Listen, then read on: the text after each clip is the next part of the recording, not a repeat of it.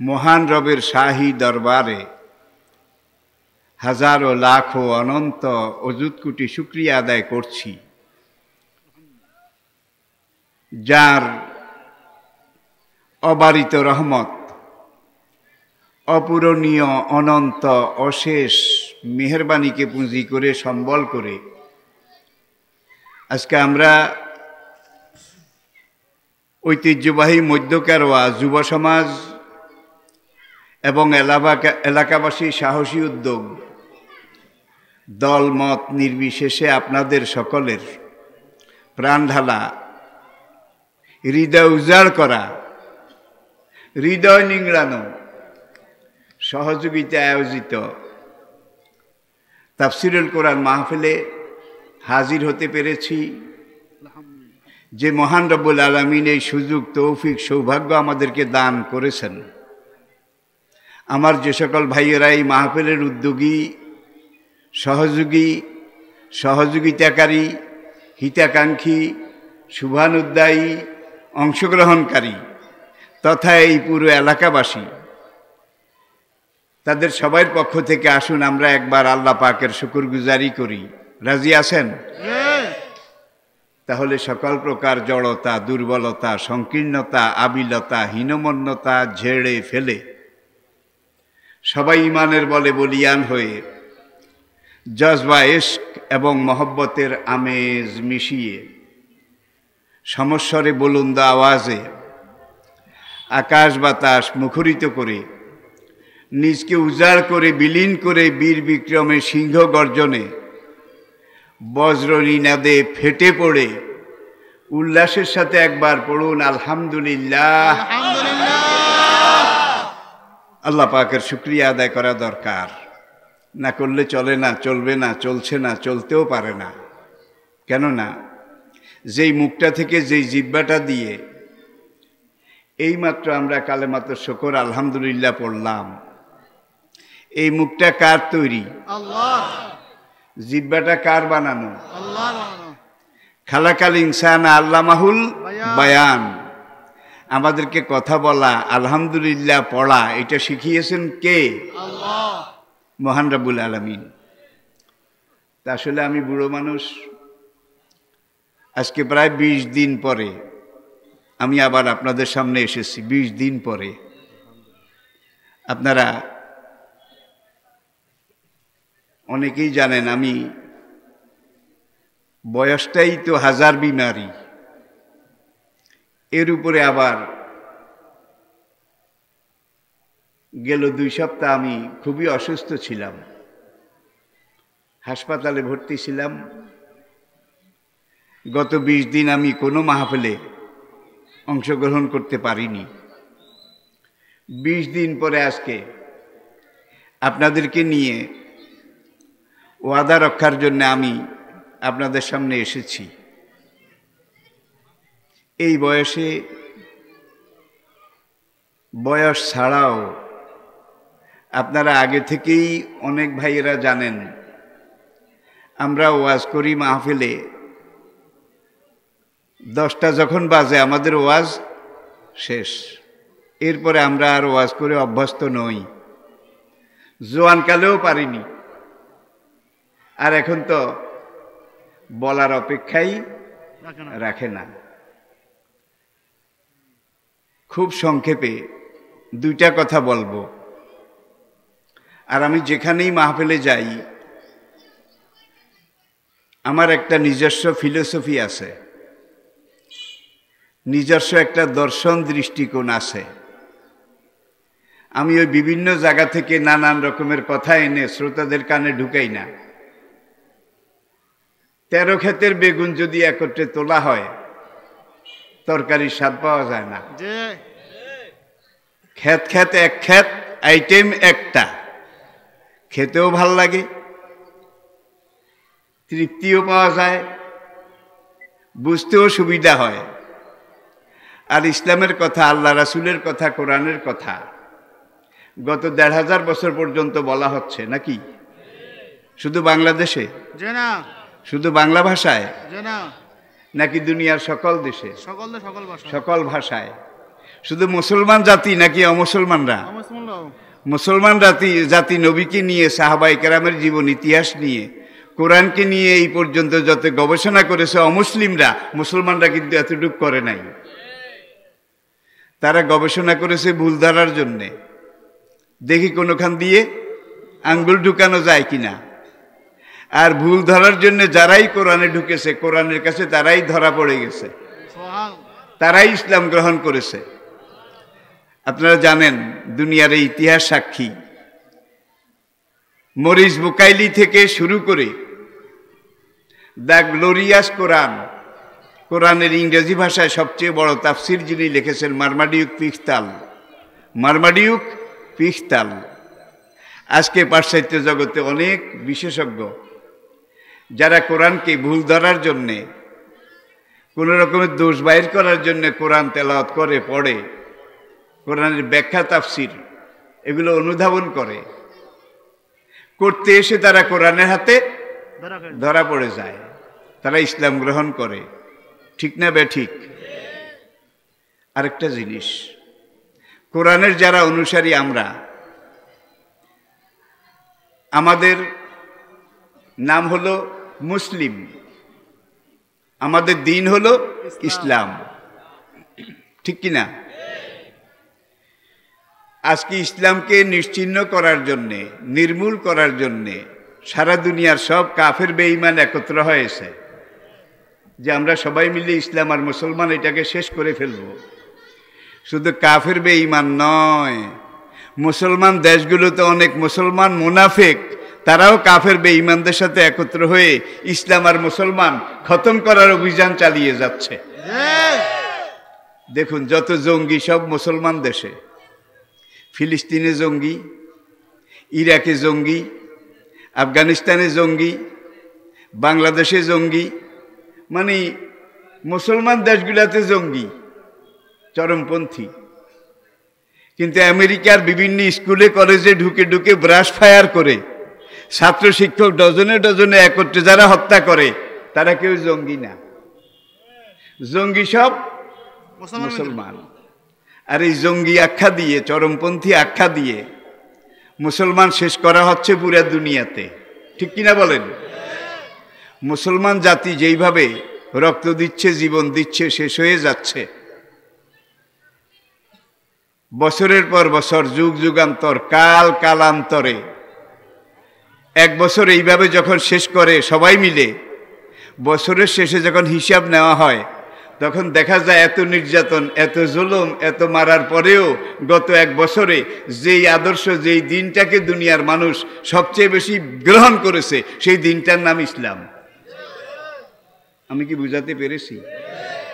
তাহলে বোঝা গেল, যেই গাছ জীবিত, মাটির উর্বরতা, খাদ্যপ্রাণ, এটা দ্বারা ফুলে ফলে পত্র পল্লবে সুশোভিত। জীবিত গাছের ডালা যদি কেউ একটা কাটে, ডালাটা যদি একটু চিকন হয়, তাহলে ওইটার গোড়া দিয়ে দুই চারটা শাখা বের হয়। আর ডালাটা যদি একটু সাইজের হয়, মোটা হয়, ওইটাকে কাটার পরে ওইটার গোড়া দিয়ে বাইর হয় না, কি বাইর হয়? এখন যে কাটে, সে একটা ডালা কাটার পরে যখন ঝুপ করে ডালাটা পড়ে যায়, সে হাততালি দেয়, একটা হলেও কমাইছি। গাছের মালিক বলে, বেশি লাফাস নে, হাততালি দিস নে, যেটা কেটেছিস এটার গোড়া দিয়ে অন্তত 10টা নতুন ডালা বের করার দায়িত্ব আমি মালিক আমার হাতে নিয়েছি। তাহলে ইসলামের গাছ জীবিত না মৃত? ইসলামের এই গাছের মাথাটা হলো সাতবক আসমানের উপরে, আল্লাহ পাকের আরশে আজিমে। আর ইসলামের জীবন বৃক্ষ, এটা শিকড় হলো সাতবক জমিনের নিচে। এটাকে কেটেও শেষ করা যাবে না, ছেটেও কমানো যাবে না। এটাকে যত শেষ করার চেষ্টা করা হয়, এটা শেষ হবে না, শেষ হচ্ছে না, শেষ করা সম্ভব নয়, বরং আরো বহুগুণে বাড়বে। শহীদের সংখ্যা যত বাড়তেছে, গাজীর সংখ্যা তার 10 গুণ হারে, 1000 গুণ হারে বাড়তেছে নাকি বাড়তেছে না? বাড়তেছে। এখানে পোস্টারে একটা জিনিস আপনারা ভুল করেছেন, আমি আসলে ডক্টর না, কিন্তু এইটা ওই সংক্রামক ব্যাধির মতো, শুধু বাংলাদেশে না, সে আমেরিকা গিয়ে দেখলাম তারা লেখছে ডক্টর, ব্রিটেনে, কানাডায়, জার্মানিতে, ফ্রান্সে তারা লেখছে ডক্টর। করোনার আগে আমি আবার এই পৃথিবীর পূর্ব দিগন্ত, Malaysia, Singapore, South Korea, Japan, এই বেল্টটা সফর করতেছিলাম, তারাও ডক্টর লিখেছে। আমি বললাম পেলেনটা কোথায়? তখন জাপানের এক পণ্ডিত সে বলে, হুজুর ডক্টর শব্দের অর্থ হলো বিশেষজ্ঞ, বিশেষভাবে যিনি সবকিছু বুঝেন, বুঝাতে পারেন, এটা হলো ডক্টর। তা আপনার বক্তব্য আমরা তো শুনি, আপনাকে আমরা একজন ডক্টর ছাড়া কিছু মনে করি না, সুতরাং আপনি বিশেষজ্ঞ। আমি বললাম না ভাই, আমি বিশেষজ্ঞ নই, আমি বিশেষ অজ্ঞ। কি বিশেষ মানে বিশেষভাবে অজ্ঞ।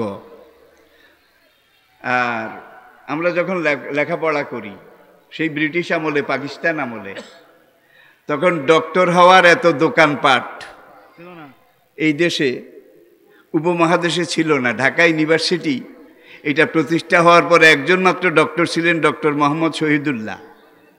আপনারা নামটা জানেন?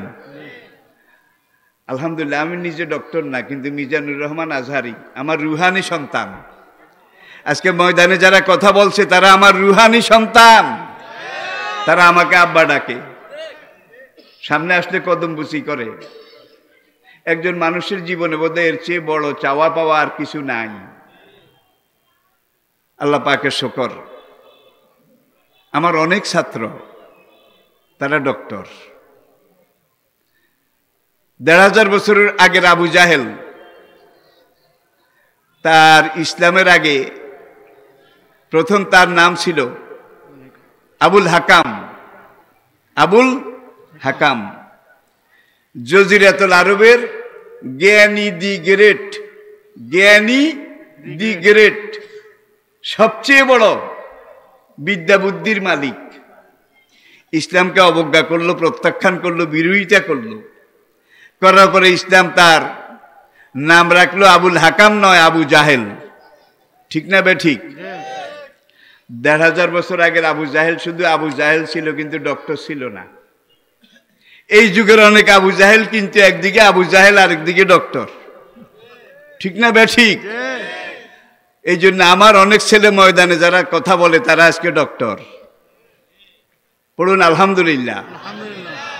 কারণ গোখরা সাহেব যদি ধরতে হয় তাহলে ভালো ওজা হওয়া লাগে। ওজা বুঝেন? ওজা, ওজা। আলহামদুলিল্লাহ, আমাদের ছেলেরা ময়দানে কথা বলতেছে। আমি চলে যাব, কিন্তু তারা থেকে যাবে। এটা এমন এক জীবন বৃক্ষ, এটাকে নির্মূল করা ফেরাউনের যুগে সম্ভব হয়নি, নমরুদের যুগে সম্ভব হয়নি, সাদ্দাদের যুগে সম্ভব কোন যুগে বোধহয় হয়েছে? জোরে বলেন। বরং এই ইসলাম আদম আলাইহিস সালাম থেকে আজ পর্যন্ত দেখুন, আদম আলাইহিস সালামের কালেমা ছিল লা ইলাহা ইল্লাল্লাহু আদামু সফিউল্লাহ। আদম আলাইহিস সালামের ১০ম প্রজন্ম, 10th জেনারেশন, ১০ম প্রজন্ম নূহ আলাইহিস সালাম, যেই নবীর জামানায় প্রথম আল্লাহ পাইকারি অপারেশন করেছিলেন।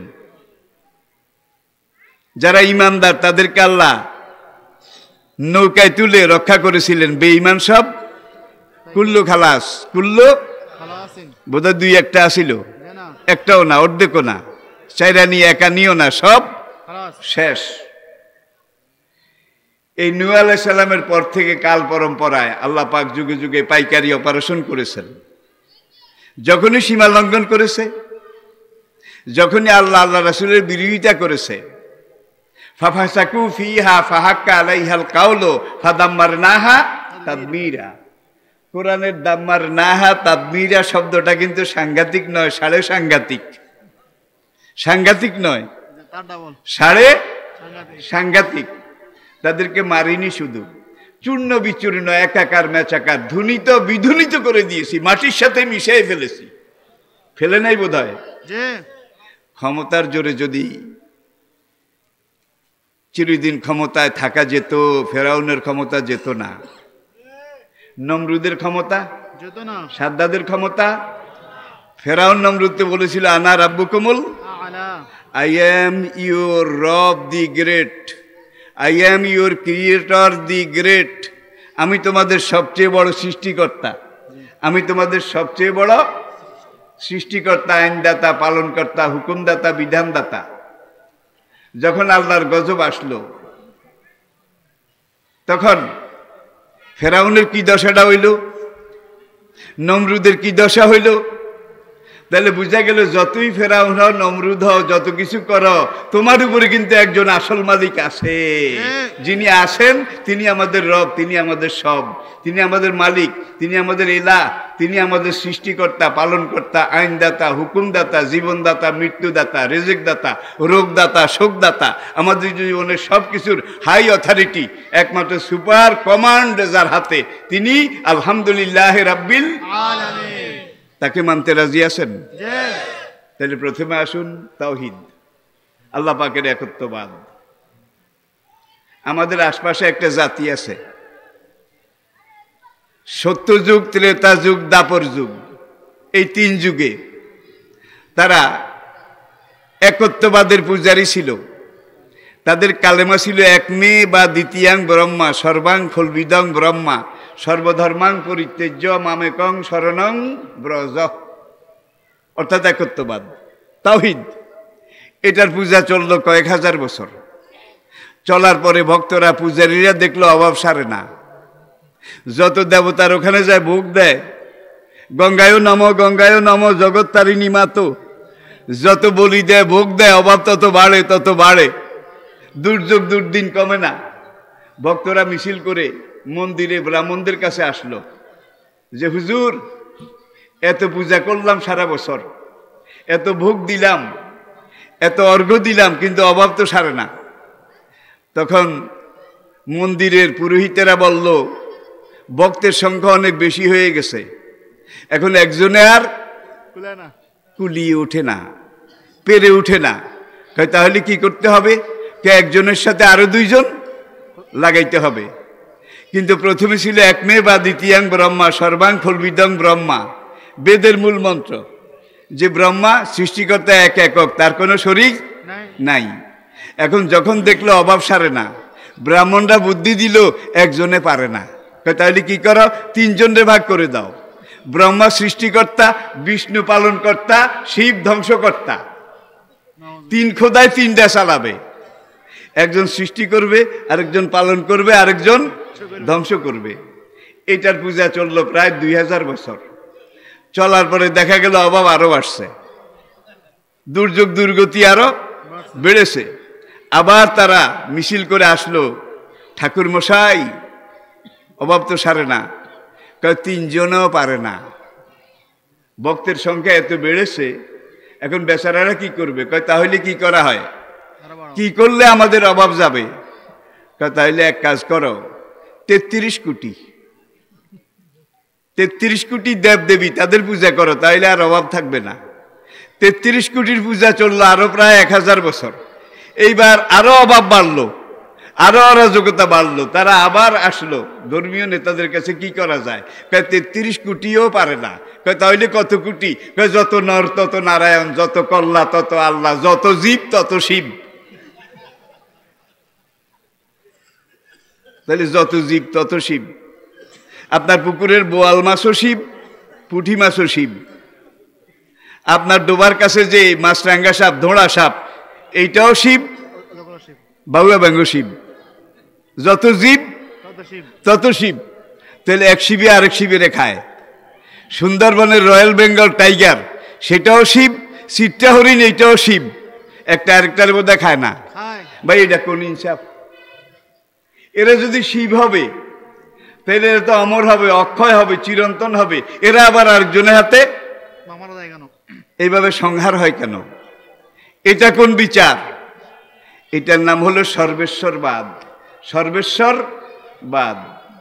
ইহুদিরা তাদের নবী বিদায় নেওয়ার পরে এক আল্লাহর জায়গায় আরেকজন আল্লাহ বানাইছে।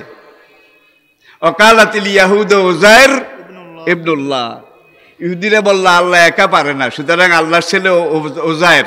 আল্লাহর বোধহয় ছেলে আছে, কি? লাম ইয়ালিদ ওলাম ইউলাদ ওলাম ইয়াকুল্লাহু অব্যয় অক্ষয় চিরঞ্জীব কালজয়ী, অব্যয় অক্ষয় চিরঞ্জীব কালজয়ী, একমাত্র নিরঙ্কুশ ক্ষমতার মালিক যিনি, তিনি আন্নাহু লা ইলাহা ইল্লাহু, তিনি আমাদের রব। ঠিক কিনা? খ্রিস্টানরা মানে তিনজন, ওকালাতিন নাসারা আল মাসিহ ঈসা ইবনুল্লাহ, আল্লাহ নিজে এক খোদা। আল্লাহর বউ বিবি মরিয়ম আর এক খোদানি, আর আল্লাহ আর মরিয়মের মিলনে যেই পবিত্র ছেলে জন্মগ্রহণ করেছে, God the Holy Ghost, I repeat, God the Father. Allah হইল বাবা খোদা, গড দি মাদার। আর ঈসার মা মরিয়ম আলাইহিস সালাম, তিনি হলেন god the mother, first lady, first lady. বুঝতে পেরেছেন? খোদার খোদানি। আর এই খোদার খোদানি দুইজনের মিলনে যে বাচ্চা হয়েছে, হইল গড দা হোলি গোস্ট, মানুষের ত্রাণকর্তা, ভক্তদের ত্রাণকর্তা পবিত্র যিশু। তারা মানে তিনজন। ঠিক না বে ঠিক? একবার লন্ডন শহর থেকে 110 মাইল উত্তর দিকে Birmingham international, second city of the UK, সেখানে আমি তাওহীদের উপরে বক্তব্য রাখলাম। তাওহীদ, আল্লাহ এক, আল্লাহর কোনো শরীক নাই, আল্লাহ একজনের জায়গায় আরেকজন নাই, তিনি এক, একাই পরম, একাই চরম, একাই অনাদি, একাই অনন্ত, একাই লক্ষ্য, একাই মুখ্য, একাই পরম, একাই চরম, একাই সবকিছু, তিনি আল্লাহ। আন্নাহু লা ইলাহা, সে আল্লাহকে মানতে রাজি আছেন? আবার কেউ কেউ কোন দরগার পীর সাহেবেরে, জটাওয়ালা বুটিওয়ালা আগুসুল্লা ফকির সাহেবেরে মনে করে আল্লাহ না হইলেও আল্লাহর বোধহয় কাছাকাছি। তার কাছে গিয়ে কেউ সম্পদ চায়, কেউ চাকরি চায়, কেউ ছেলে মেয়ে চায় না, চায়? জোর বলেন চায়? কথায় বলে এক মুখ সোনা দিয়া ভরা যায়, হাজার মুখ ছাই দিয়াও ভরা যায় না। ঠিক না বে ঠিক? বলেন। তাহলে আমাদের মুখ একটা, আমাদের গন্তব্য একটা। কে তিনি? রব্বুল।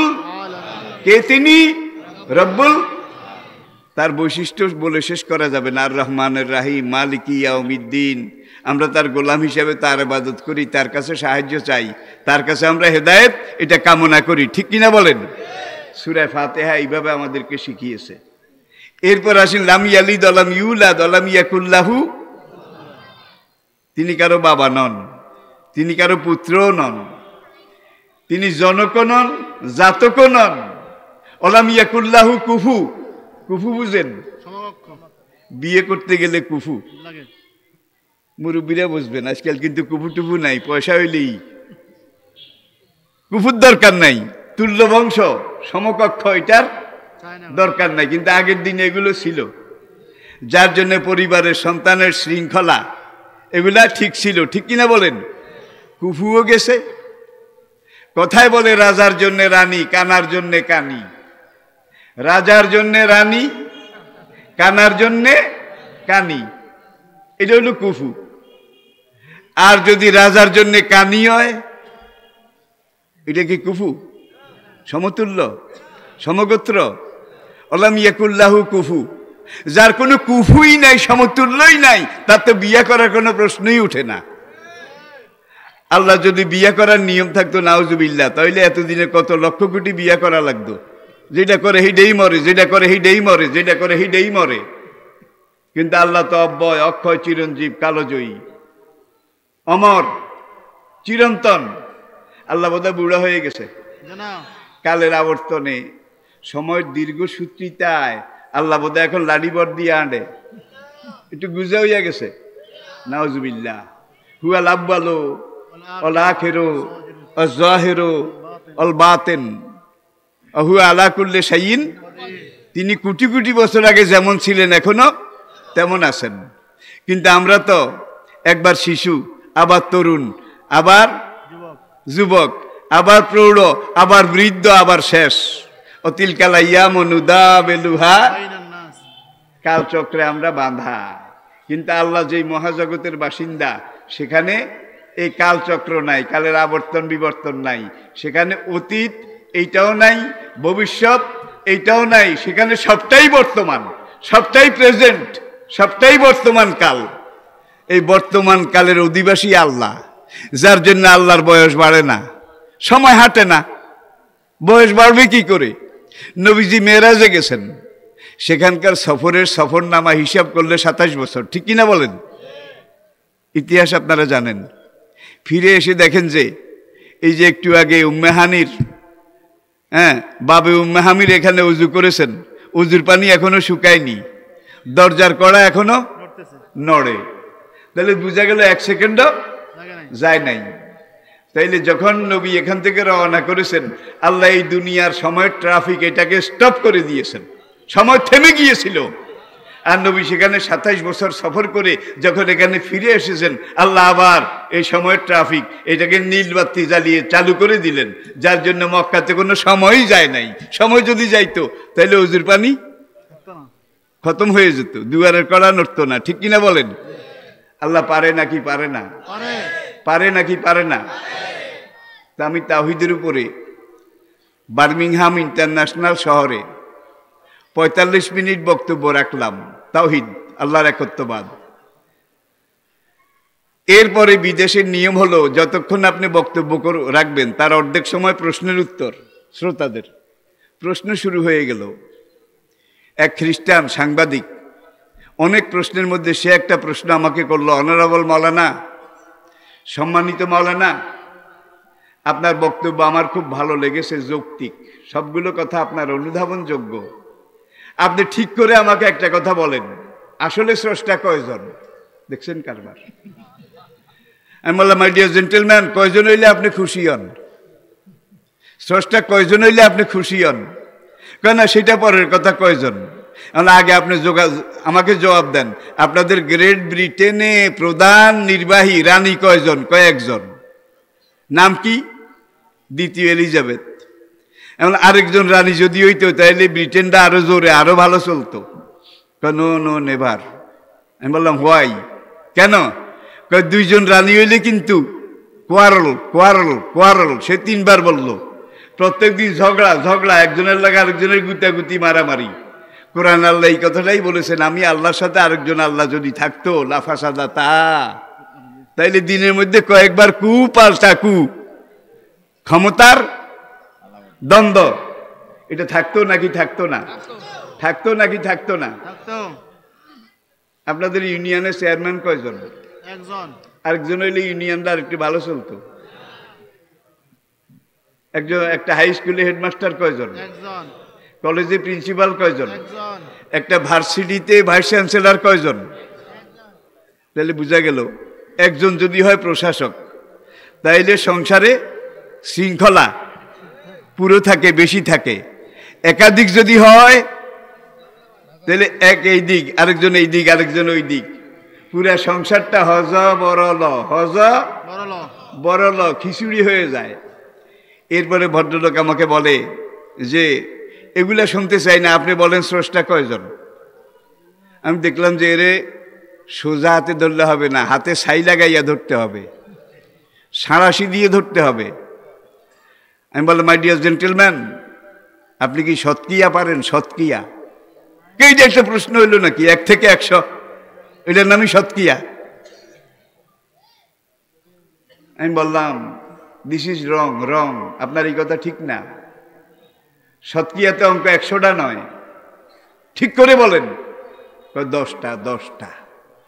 আমি বললাম, কোন 10টা? 1 থেকে 10। এটা ক্লাস 1 2 ছেলেরাও পারে। আমার দিস ইজ অলসো রং, আপনার এটাও ভুল।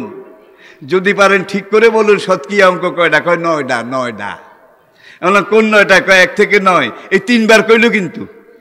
এমন একটাও ঠিক নয়। যদি পারেন ঠিক করে বলেন, সৎকিয়াতে অঙ্ক কয়টা?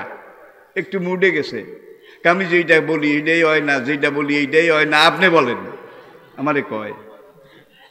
আমি বললাম, মাই ডিয়ার জেন্টলম্যান, বলার জন্যই তো আমি কথাটা পেরেছি, সৎকিয়াতে অঙ্ক মাত্র একটা, আর কোনো অঙ্ক নাই।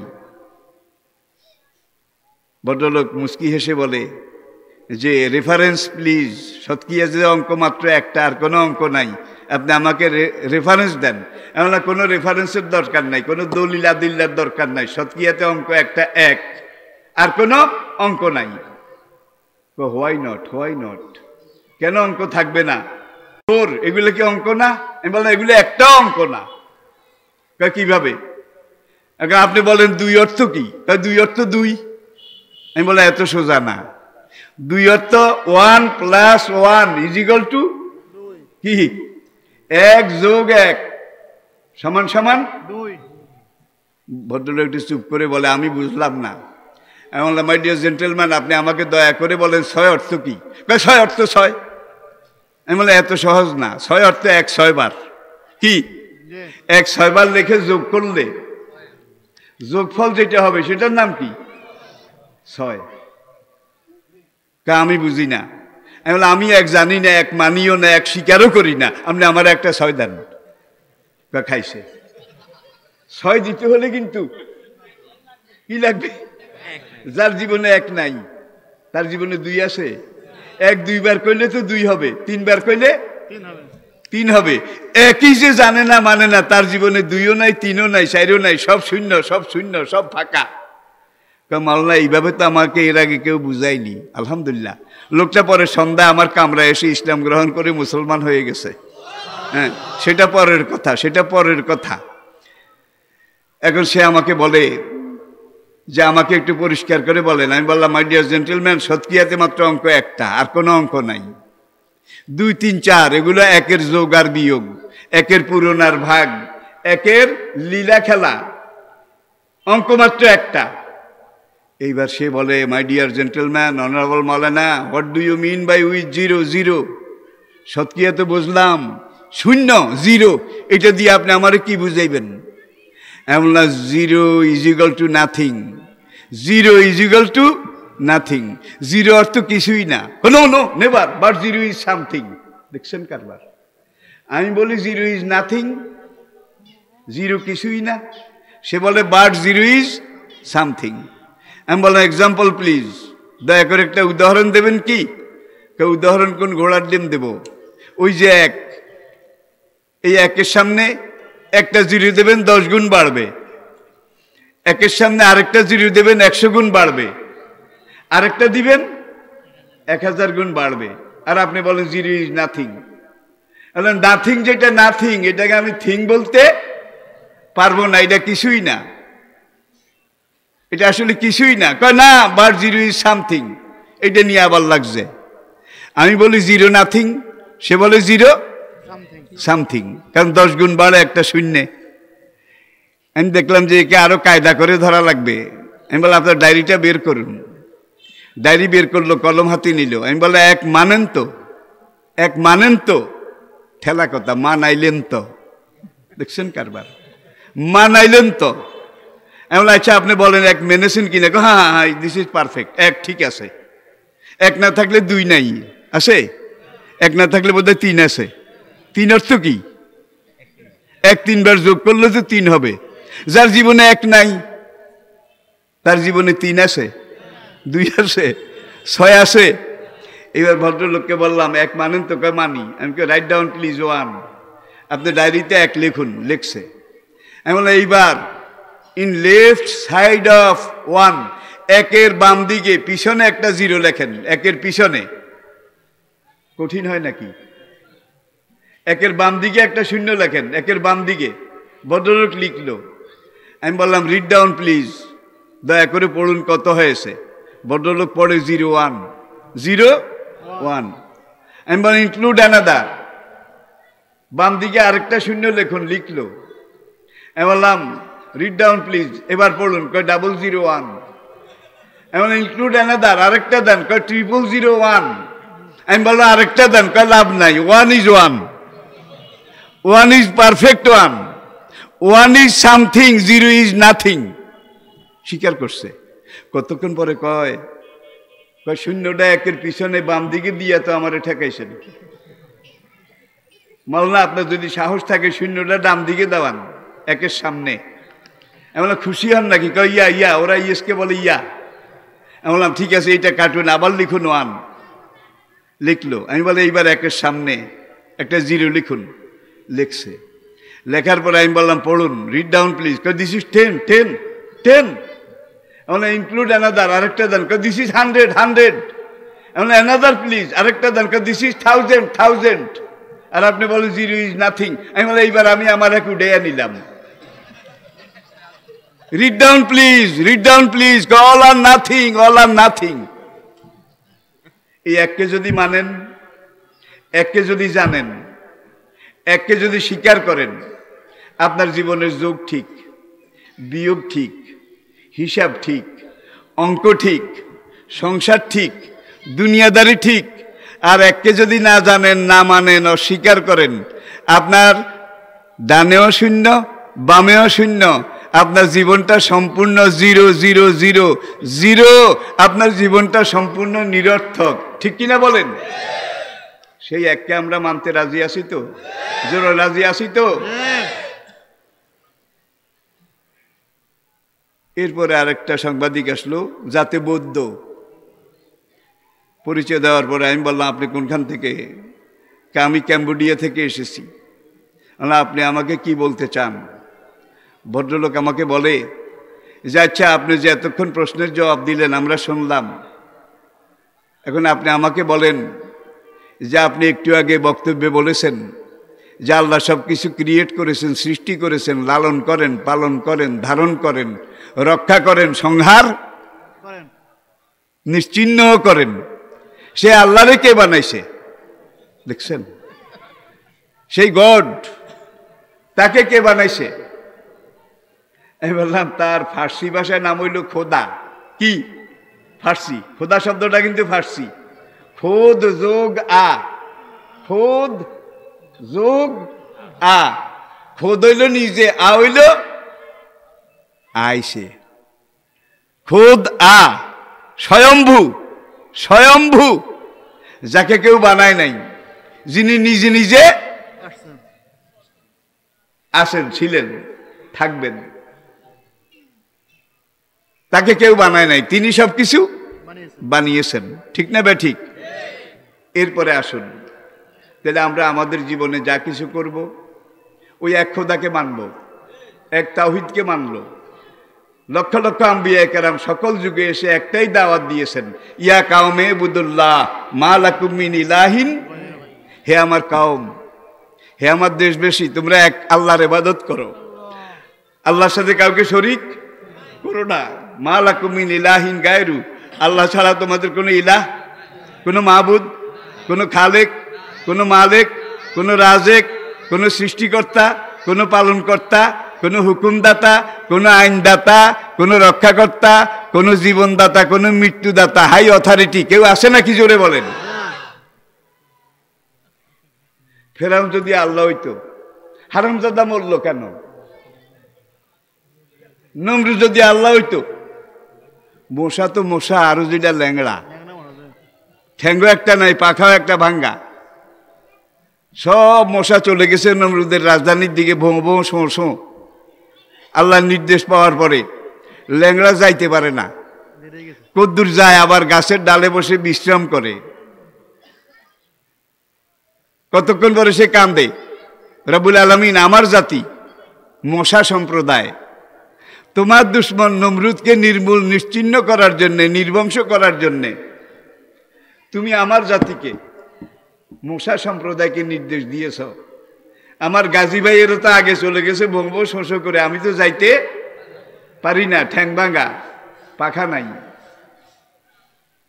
একটা দুশ্মন, একটা কাফের যদি আমি মারতে না পারি, গাজীর খাতায় আমার নাম উঠবে না। আল্লাহ, তুমি আমাকে ল্যাংড়া বানিয়েছো, দোষটা আমার না। আল্লাহ ল্যাংড়ারে কয়, ল্যাংড়া বিশ্বাসী মোমেনসে, সে গায়ের বলে যুদ্ধ করে না, গায়ের জোরে জেহাদ করে না, জেহাদ করে ইমানের বলে। তোর ঠ্যাং ভাঙ্গা, পাখা একটা নাই, কিন্তু তোর ইমানটা ঠিক আছে, তুই আস্তে আস্তে আয়, তোর জন্য আমার দুশ্মন বড়ডারে জমা রাখলাম। রাখছে কিনা বলেন? হায় রে হায়, পুরা রাজধানী ফল করেছে মশার কামড়ে, সব নিস্ত নাবুদ হয়ে গেছে। নমরুদ গিয়ে তার স্ট্রং রুমে ঢুকছে। স্ট্রং রুম বুঝেন? গুরুজি মশাইয়ে দা, এমন এক স্ট্রং রুম যেটা জানলা নাই, দরজা নাই, মশার বাবারও ক্ষমতা নাই, তবে একটা ছিদ্র রাখছে, কারণ অক্সিজেনের ব্যবস্থা আসিল না সেই যুগে। এইখান দিয়ে তার নিঃশ্বাসটা চলতো। ল্যাংড়া অনেক কোঁতাকুতি করে, অনেক ঠেলাঠেলি করে ওই ছিদ্রের ওখানে গিয়ে সাঁ করে যখন নমরুদের সামনে দিয়ে যায়, বডিগার্ড কয়েকজন তার ভিতরে আসে, তাকে পাহারা দেয়। এলো এলো খেলো খেলো, এলো এলো খেলো খেলো। গার্ডেরা জিজ্ঞেস করে, হ্যাঁ, হু আর দেম, হু আর দেম, হু আর হি, কে কে তোমাকে খায়? কই দেখোস না আজরাইল বাবা আইসে। কই কোথায়? কই সাঁ করে আমার এখান দিয়ে গেছে। দারোয়ানরা কাছে আমরা আর একটু স্মার্ট হই, আমরা সজাগ হই, যেন এখান দিয়ে আর আসতে না পারে।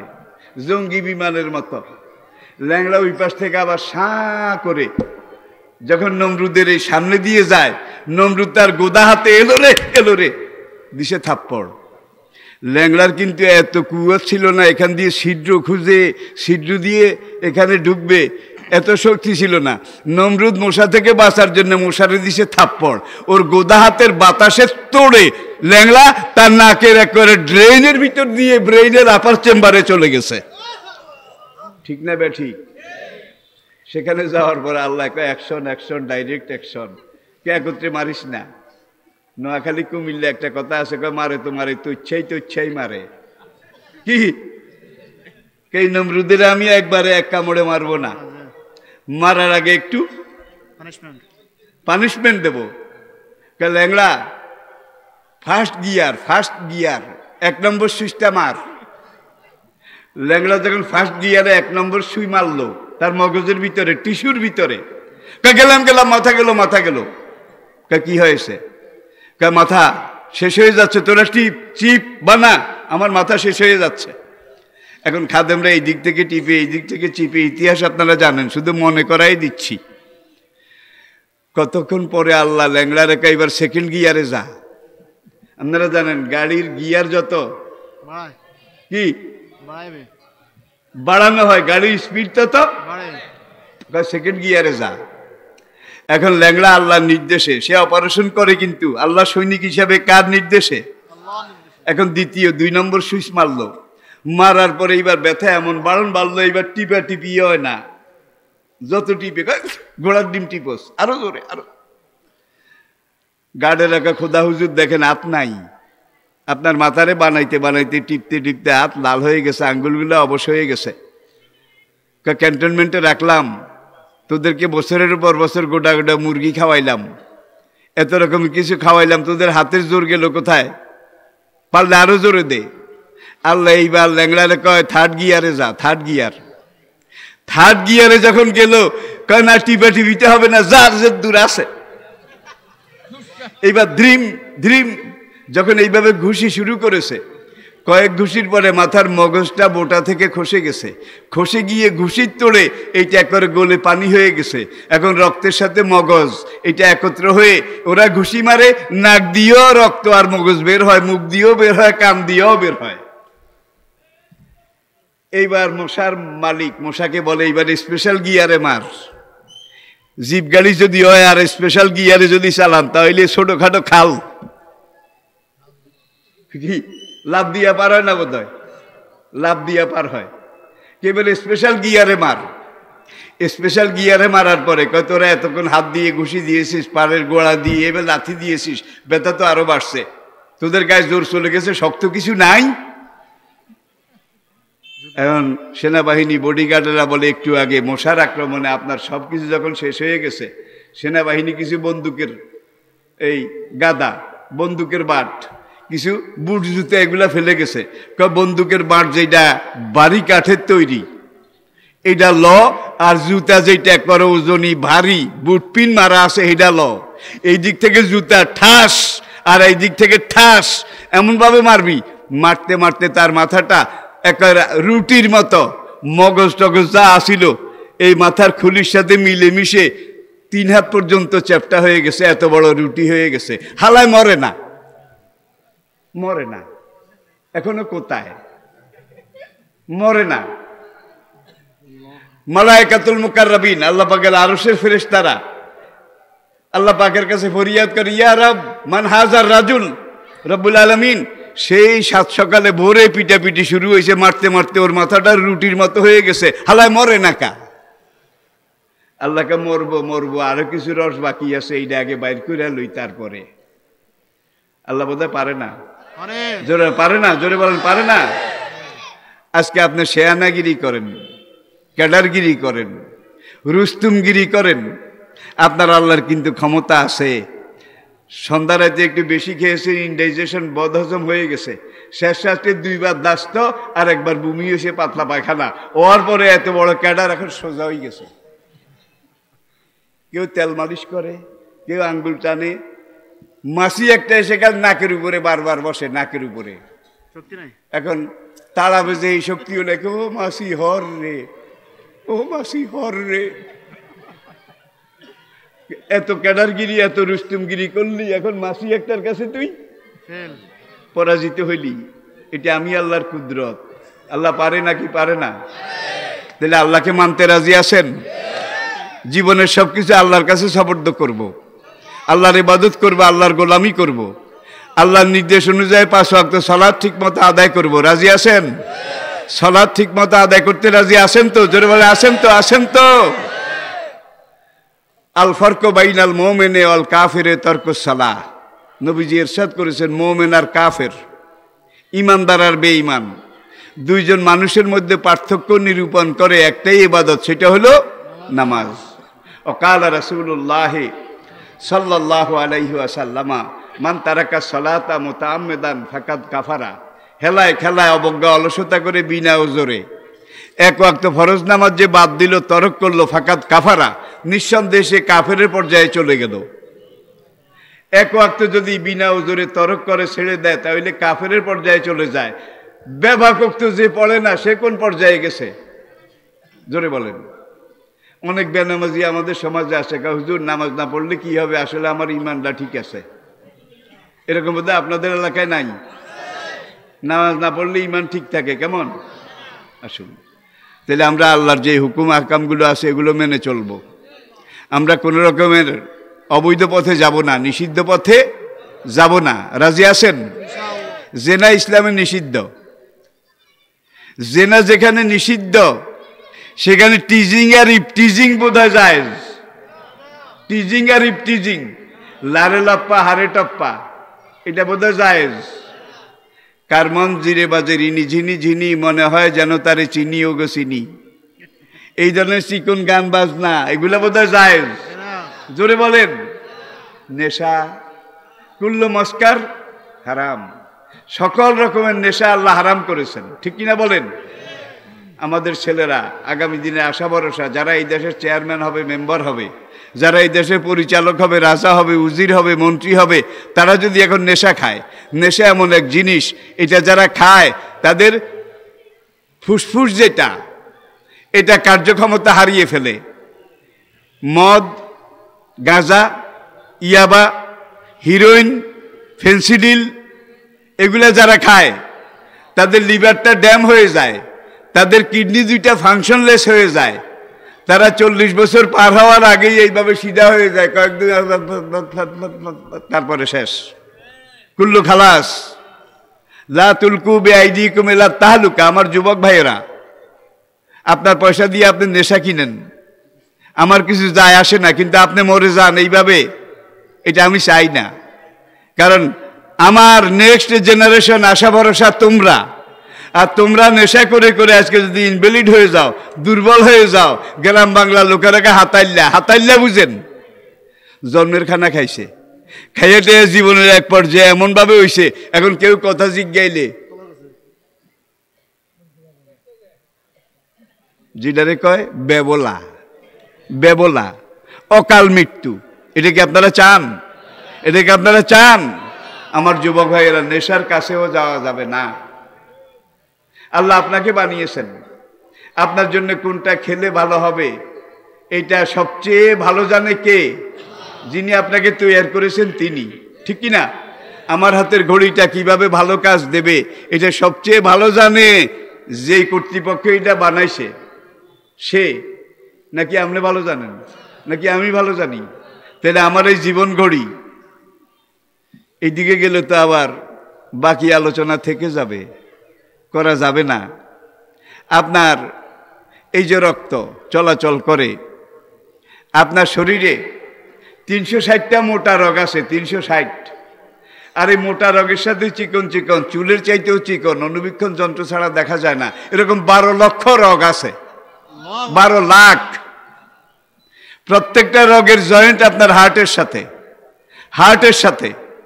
এই হার্ট থেকে এই রগগুলো এখানে এসে একটা পাইপের ভিতরে ঢুকে তারপরে আপনার এই ব্রেনের মগজের এখানে যায়, পিছন দিয়ে এই গর্দানের এখান দিয়ে টিপে দেখেন মোটা মোটা রগ, এগুলো আপনার ব্রেইনের এখানে গিয়ে তারপরে 12 লক্ষ সেল আছে, সেল মৌমাছির বাসার মধ্যে যেরকম কোটা 12 লক্ষ সেলের সাথে রগগুলার জয়েন্ট আছে। এবং আপনার শরীরে প্রতি 24 ঘন্টায় 56 লিটার রক্ত আপ ডাউন করে। 56 লিটার রক্ত ঢুকাইলে আপনার ওজন কদ্দুর বাড়া দরকার না। রক্তের পরিমাপ যেটা আছে এটা ঠিকই আছে। সারা শরীর মাথার চুল থেকে পায়ের তালু পর্যন্ত একবার রক্তগুলো আপ ডাউন করে। এই রগগুলোর ভিতর দিয়ে আপ ডাউন করার পরে আপনার শরীরে যত ফ্যাট আছে, ক্যালোরি আছে, যত রকমের চর্বি আছে, এগুলাকে এই রক্তগুলা শোধন করে আপনার কিডনির মুখে নিয়ে যায়। শোধন করে কিডনির মুখে একটা ছাঁকনি আছে, 1 নম্বর ছাঁকনি। এইটাকে বিজ্ঞানীরা বলেছে সুগার কন্ট্রোল ইউনিট। এখন এখানে রক্তগুলা যখন ছাঁকা হবে কিডনির প্রথম মুখের প্রথম চালনিটা, এই চালনিটার দায়িত্ব হলো ফ্রেশ রক্তগুলাকে সে ভিতরের দিকে পাস করে আরেকটা পাইপলাইনে ঢুকাইয়ে দেবে। আর রক্তের মধ্যে যত চর্বি টর্বি, ক্যালোরি এইটা ওইটা আসে, ফেনা টানা আর কি, এগুলাকে ধরে রাখবে। ধরে রাখার পরে এইটার নিচে আরেকটা 2 নম্বর ছাঁকনি আছে, এইটার নাম হলো ব্লাড কন্ট্রোল ইউনিট। এই 2 নম্বর ছাঁকনিতে যখন রক্তগুলা যাওয়ার পরে এইবার এই রক্তগুলাকে পরিশোধন করে এই রক্তের পানির অংশ এটাকে আল্লাহ আলাদা করেন। এবং ওই ছাঁকনিটা এমনভাবে সেট করেছেন পানিগুলা নিচের দিকে গিয়ে গোল ব্লাডার হয়ে আপনার মূত্রনালীর দিকে যায়। আর ফ্রেশ রক্তগুলাকে আরেকটা ডান দিকের পাইপ দিয়ে আল্লাহ পাক আপনার এই হার্টের এখানে পৌঁছায় দেয়। বাম দিকের হার্টটা একটু বড়, ডান দিকেরটা একটু ছোট। এই ডান দিকের হার্টের মধ্যে রক্তগুলা যখন যায় তখন সেখানে আরেকটা আলাকুল্লে শাইন কাদিরের মেশিন তিনি লাগিয়ে রেখেছেন। সেই মেশিনে এগুলা রেকটিফাইড হয়, রিফাইন হয়, ডালিউশন হওয়ার পরে এগুলা পারফেক্ট হয়, খাঁটি হয়। আর এই ভেজালগুলা আস্তে আস্তে নিচের দিকে গিয়ে কিছু পেশাবের সাথে, আর যে খানা খেয়েছেন, খানা খাওয়ার পরে ভিটামিন, ক্যালোরি, এগুলা আলাদা পাইপে আলাদা লাইনে আপনার শরীরে সরবরাহ করে। আর শোভা চিনেন, মোটা আরেকটা নাল আছে পিছনের দিকে, এটা দিয়ে ওই যে মল দুয়ার, এগুলা পায়খানা। আর আপনার শরীর ধোয়া, ইঞ্জিন ধোয়া যে পানিগুলা, পেশাবটা একটু কুসুম গরম, ঠিক কিনা বলেন? ইঞ্জিন চালাইতে পানি লাগে, এই পানি ইঞ্জিনের ভিতরে ঢুকে আরেকটা পাইপ দিয়ে বাইরে হয়। যে সময় বাইরে হয় পানিটা করে ফ্রেশ নাকি ঘোলা, ঠান্ডা না গরম? তাহলে আপনার এই পেশাব দিয়ে যেটা বাইরে হয় এটা ওই ইঞ্জিন ধোয়া পানি। আর আপনার পায়খানার ওখান দিয়ে যেটা বাইরে হয় এটা ইঞ্জিন, আপনি যে খানা খেয়েছেন এটা পরিশোধন হওয়ার পরে আসল জিনিসগুলাকে আল্লাহ পাক কালেক্ট করে আপনার শরীরে সাপ্লাই করেছেন চলার শক্তি, বলার শক্তি, কাজের শক্তির জন্য। আর যেগুলো ফেল না সেগুলো পায়খানার রাস্তা দিয়ে বের করে দিচ্ছেন। এরপরে আসুন, এই যে 12 লক্ষ টিস্যু আছে, এই 12 লক্ষ টিস্যুতে 12 লক্ষ সেল আছে, রগ আছে। অসুবিধা হয়, কঠিন হয়ে যায় নাকি? আবার 12 লক্ষ রগ আছে। বিজ্ঞানীরা পরীক্ষা করে স্বীকার করেছে শতকরা 8টা রগ সবসময় ডিউটি করে। এগুলা কয়েক ঘন্টা ডিউটি করার পরে আল্লাহ এগুলা রেস্ট, তোমরা বিশ্রাম করো, অন্য রগ চালু করো, সেগুলা দিয়ে রক্ত চলে। আর এখান থেকে ফুসফুসের এখান থেকে হাত দিয়ে দেখেন, বাম দিকে হাত দেন, একটা মেশিন আছে, ঝক ঝক ঝক ঝক, স্প্রে চিনেন? স্প্রে, হাত দেন, ঝক ঝক, আওয়াজ হয় না? বোধ হয় ডায়নামা, ঝক ঝক। এটা দিয়ে রক্তগুলাকে সারা শরীরে পাঠাইলে এগুলো প্রথম মগজের সেলে যায়। সেখানে গিয়ে যেই রক্ত, যেখানে 4টা মোটা রগ আপনার এই গর্দানের 2 দিক দিয়ে নিচের দিকে মেরুদণ্ড, এটার ভিতর দিয়ে 4টা সাদা মোটা রগ। গরু জবা করলে দেখেন, মোষ জবা করলে দেখেন মোটা রগ, আপনারও ঠিক এরকম। এই রগগুলা সোজা নিচের দিকে আপনার কোটি দেশ পর্যন্ত পৌঁছেছে, 4টা রগ। কোটি দেশের এখানে পৌঁছে এই 4টা রগ 2 ভাগে ভাগ হয়েছে। 2টা রগ ডাইন দিক দিয়ে আপনার পায়ে ঢুকে, পায়ের পিছন দিয়ে আপনার একবারে পায়ের মুড়ালি হয়ে আপনার আঙ্গুলের নখ পর্যন্ত পৌঁছেছে। আর এই দিকের রগটা এইভাবে গিয়ে আপনার এই পায়ের এখানে গিয়ে পৌঁছেছে। এরপরে শরীরের যেখানে একটু চিমড়ি দিলে ব্যথা পান, বোঝা যায় সেখানেই আপনার জীবনের স্পন্দন আছে, আপনার রুহের একটা উপস্থিতি আসে না নাই? আসে না নাই? এরপরে আসলে এই যে 4টা মোটা রগের সাথে লক্ষ লক্ষ চিকন চিকন রগ। আর এই 4টা মোটা রগকে মনে করেন পদ্মা, মেঘনা, যমুনা, ধলেশ্বরী, মোটা নদী। মোটা নদী এদের দিয়ে এই রক্তগুলা এখান থেকে চালু হয়। আর এই ডায়নামাটা ঝক ঝক ঝক করে এই রক্তগুলাকে লক্ষ লক্ষ রগের ভিতর দিয়ে যতটা পশম, প্রত্যেকটা পশমের গোড়া পর্যন্ত একটা রগ আছে, প্রত্যেকটা চুলের গোড়া পর্যন্ত এক একটা রগ আছে নাকি নাই? আছে। এই চুলের এখানে এই রক্তগুলা ভিটামিন সাপ্লাই করে, তা নাহলে চুলগুলা ঝরে যেত, চুলগুলা পড়ে যেত। পায়ের আঙ্গুলের যেই নখ, হাতের নখ যেগুলা কাটা লাগে, তাহলে যেই পর্যন্ত রক্ত চলে সেই পর্যন্ত তাজা থাকে। এরপরে যেটা বাড়ে এটা দিয়ে রক্ত চলে না, যার জন্য এই বাড়তি নখগুলাকে কি করা লাগে? আপনার শরীরের পশম। যার রক্ত এ গ্রুপ, যার রক্ত বি গ্রুপ, যার রক্ত এ প্লাস, বিভিন্ন গ্রুপের রক্ত আছে তো নাকি? আসে না নাই? এখন দেখেন এই যে রক্তগুলো আপনার শরীরের প্রত্যেকটা পশমের গোড়ায় গোড়ায় এই রগের লিঙ্ক আছে।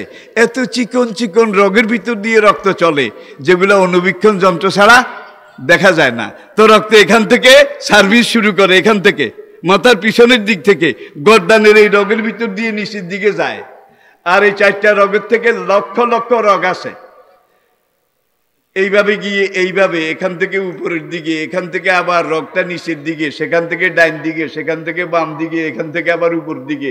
রগগুলা সোজা নাকি আঁকা বাঁকা? আঁকা বাঁকা। যে কিরকম আঁকা বাঁকা? Zigzag zigzag. পার্বত্য অঞ্চলে কেউ গাড়ি দিয়ে যখন চলাচল করেছেন, পাহাড়ি অঞ্চলে দেখবেন যে সামনে সাইনবোর্ড আছে, ট্রাফিক সিগন্যাল আছে, উপরে উঠতে হবে, নিচে নামতে হবে, ডাইনে ঘুরতে হবে, বামে ঘুরতে হবে, জিগজাগ আঁকা বাঁকা এমনভাবে সাইনবোর্ড দেয় যেন গাড়ি অ্যাক্সিডেন্ট না করে। এখন এই রগগুলা যে আঁকা বাঁকা উপরে নিচে জিগজাগ পথ দিয়ে চলে, কয়জন ট্রাফিক পুলিশ আছে? কয়টা সাইনবোর্ড আছে? সাইনবোর্ডও নাই, ট্রাফিক পুলিশও নাই, ঠিক না বেঠিক? এরপরে আপনি 60 বছর যদি বাঁচেন, এই জায়গার পশমগুলো যদি না কাটেন, এই জায়গার 60 বছরে এগুলা 6.5 হাত পর্যন্ত লম্বা হয়। 6.5 হাত এগুলা 6.5 হাত পর্যন্ত লম্বা হইতে পারে। কিন্তু এখানে যেগুলা আছে এগুলা কয় হাত লম্বা হয়েছে? কওয়া লাগবে, কওয়া লাগবে। এইখানে যেগুলা আছে এগুলা কয় হাত লম্বা হয়েছে? রক্ত কিন্তু এক, ফিটনেস এক, ক্যালোরি এক, ভিটামিন এক। এখানের পশমগুলো 60 বছরে 6.5 হাত লম্বা হইল, আর এখানেরগুলো এক জায়গায় বসে রইল, এখানেরগুলা আধা ইঞ্চি হয়ে এখানে বসে রইল। সব পশম এক সমানে বাড়া দরকার ছিল, কারণ খাদ্য এক, রক্ত এক, ফিটনেস এক, ভিটামিন এক। এখানেরগুলা 6.5 হাত, এখানেরগুলো দূর হয়ে বসে আছে, হাতের এগুলো দূর হয়ে বসে আছে, পায়ের এগুলা, বুকের এগুলো দূর হয়ে বসে আছে। কিন্তু হিসাবে কয় এগুলার মতো সবগুলা সমানে বাড়া দরকার ছিল।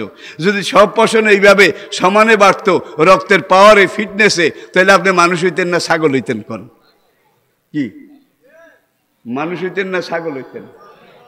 কি আমার দেহ তরি সন্ধান করি, বানাইয়াছে কোন মেস্তরি। কি মারেফত! নামাজ রোজা কিছু নাই, উজু কালাম কিছু নাই, গোসল পর্যন্ত করে না, 6 মাসে একবার গোসল করে না।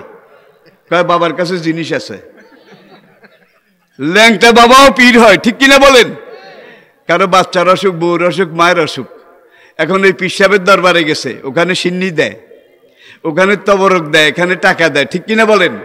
আল্লাহর কসম, দুনিয়ার সব পীর, সব আলেম, যত বড় বড় হক্কানি রব্বানি আলেম, সব একত্র করে আপনি যেই পাটার মধ্যে বেটে এটাকে রস করে খাওয়ান, কিচ্ছুই আপনার লাভ হবে না, কিচ্ছুই আপনার উপকার হবে না।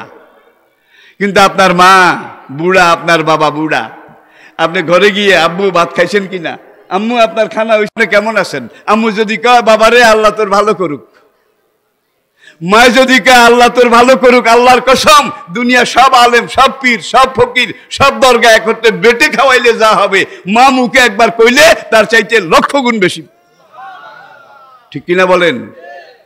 এমন যুবক আছে মায়ের সাথে নাফরমানি করে, বাবার সাথেও করে। ঠিক কিনা বলেন? শেষ কথা, আসলে আমি এতক্ষণ কথা বলার ছিলাম না। দুনিয়ার সব কথার শেষ আছে, এই কথার শেষ নাই। এই জীবনের পরে আরেকটা জীবন আছে, আখেরাত আছে কিনা? এই জীবনটা 60 বছরের, 70 বছরের, 80 বছরের, 1-2 বছরের। ঠিক কিনা বলেন? এই জীবন শেষ হয়ে গেলে আরেকটা জীবন সামনে আছে কিনা? সেই জীবনটা 50, 60, 70, 100 বছর, 1000, 1 লাখ, 1 কোটি, 100 কোটি, অনন্ত কোটি, সেটা অশেষ, সেটার কোনো হিসাব নাই। ঠিক কিনা বলেন? এই জীবনে যেটা আপনি ন্যাক করবেন, কামাই করবেন, সেই জীবনে আপনি সেটার ফল ভোগ করবেন। এটা আল্লাহর ওয়াদা, ওমা তুকাদ্দিমু লিআনফুসিকুম মিন খাইরিন তাজিদুহু ইনদাল্লাহ। আল্লাহ তোমাকে এটা বহুগুণে বাড়িয়ে রিটার্ন ব্যাক করবেন সে অনন্ত পরলোকের জীবনে। আমি দুনিয়ার বিভিন্ন মুসলিম দেশ যখন সফর করতে যাই, আমার দুঃখ হয়, দেখি আমার দেশের অনেক আমলা,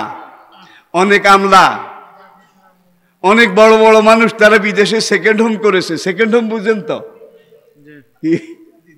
দ্বিতীয় বাড়ি। এক মালয়েশিয়াতে কয়েক হাজার আছে, এক সাউথ কোরিয়া, জাপান, সেখানে কয়েক হাজার আছে, আমেরিকা, ব্রিটেন, জার্মানি কয়েক লাখ লাখ সেকেন্ড হোম আছে। এই সব সেকেন্ড হোম যারা করেছে তার মধ্যে আলেম কয়জন আছে? হওয়া লাগবে, একজনও নাই, আল্লাহর কসম একজনও নাই। তাইলে এই সেকেন্ড হোম গুলা যারা করেছে কোনো আলেম করে নাই, তারা সব জালেম। কি বেতনের টাকা দিয়ে বোধহয় মালয়েশিয়াতে বাড়ি করা যায়, জাপানে, সিঙ্গাপুরে, কি এটা তো এখানেই কোনো রকম চলে না। ঠিক না বে ঠিক? তো এই করোনার আগে আমি জাপানে ছিলাম, টোকিও। সেখানে একটা হলে ওসাকা, জাপানের সর্বদক্ষিণে, আমাদের চট্টগ্রামের মতো, যেটাকে বলা হয় বাণিজ্যিক রাজধানী, ওসাকা শহরে আমার মাহফিল ছিল, সেমিনারে। তো মাহফিলে আমি যখন বক্তব্য রাখার পরে আমি এক পর্যায়ে বললাম, দুনিয়ার 50, 60, 70 বছরের জীবনের জন্য কোটি কোটি টাকা খরচ করে আপনি সেকেন্ড হোম বানাইলেন, যদি দেশে কোনো অসুবিধা হয় 1 লাফে যেন ওই সেকেন্ড হোমে গিয়ে, এরকম বোধহয় অনেকের নাই, কথা কয় না, অনেকের নাই, হাজার হাজার লাখ লাখ সেকেন্ড হোম আছে। আচ্ছা, এই রুটে যেদিন চলে যাবে শরীর থেকে আল্লাহ আলাদা করে দেবেন, বিচ্ছিন্ন করে দেবেন। বিচ্ছিন্ন করে দেওয়ার পর আরেকটা জীবন সামনে আসে কিনা? সেই জীবনের প্রথম ঘাঁটি হলো কবর। আল কবর আউয়ালু মানজিলিম মিন মানাজিলিল আখিরাহ। হাদিসে নবীজি ইরশাদ করেছেন, আখিরাতে যতগুলো থানা আছে, চেকপোস্ট আছে, যতগুলো ঘাঁটি আছে, কবর তার প্রথম ঘাঁটি, প্রথম থানা, প্রথম চেকপোস্ট। ঠিক না বে ঠিক? আল মাইয়িতু ফিল কুবুরে কাল গারিকে ফিল মায়ে। একটা মুর্দাকে কবরে যখন দাফন করে আপনারা চলে আসেন, কবরে এমন কঠিন পরীক্ষার মুখোমুখি তাকে করা হয়। একজন মানুষ এই ঢাকা থেকে আসার সময়, ফরিদগঞ্জ আসার সময় 60 নলের এখানে লঞ্চটা ডুবে গেছে। এখন এমন তুফান, পাহাড়ের মতো ঢেউ, মাউজুন কা জোলাল। এখন এই লোকটা প্রত্যেকটা ঢেউয়ে লোনা পানি মুখে ঢুকে, নাক মুখ দিয়ে ঢুকে, একটা কচুরি পানা পেলেও ধরে, একটা খড়কুটা পেলেও ধরে। এটা ধরলে বোধহয় কিছুক্ষণ বাঁচতে পারবো। ওই লোকটার যেই অবস্থা, আল্লাহর কসম, কবরে দাফন করার পরে মুর্দার অবস্থা তার চাইতে লক্ষ গুণ বেশি খারাপ। এই মুর্দারা তখন চায় জীবিত যারা আছে, যা রেখে আসছি সম্পদ, এখান থেকে আমার বাচ্চারা আমার জন্য কি পাঠায়।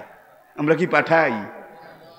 কেউ পাঠায়, সবাই যে পাঠায় না সেটা না, কেউ পাঠায় কিনা বলেন।